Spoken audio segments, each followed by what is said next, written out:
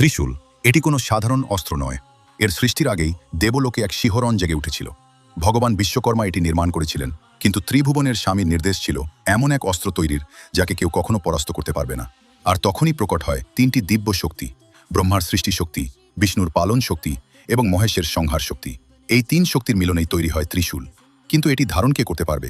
কেবল তিনি, যিনি সৃষ্টি, স্থিতি এবং সংহারের মধ্যে ভারসাম্য রক্ষা করতে পারেন। আর তিনি হলেন মহাদেব।